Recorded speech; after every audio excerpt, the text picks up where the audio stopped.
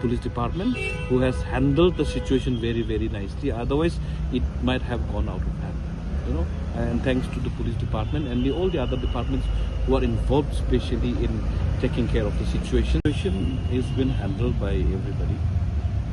Why I am saying everybody is that everybody is involved by everyone.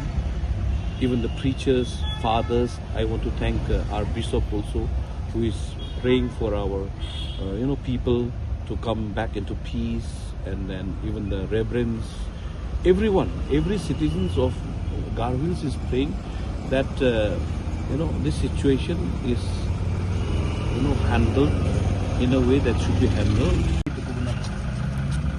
The whole objective is how to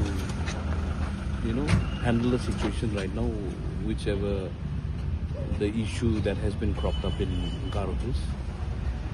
The main was the Sikh schedule, so we have talked about it in very much in length. This entire violence which has taken place in Garo?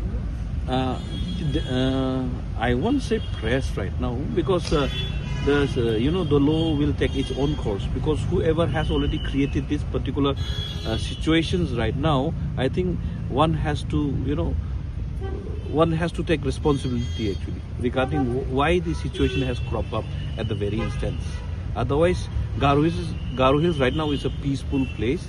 Even Meghalaya is a peaceful state right now. So looking at the whole scenario, somebody might have instigated someone to do something, because you never know whether it's a politically or motivated, or maybe somebody wants to take advantage of the situation. Participation of non-tribal city? No, actually, governor is very much in view of the rules. Okay, if the rules is in place, then definitely these things would not have happened. Okay, but since the rule has not been adopted by the district council, that's why this thing has been, the lingering for many, many years. If the rule was framed already from before, then we need not have to face this particular consequences that has happened.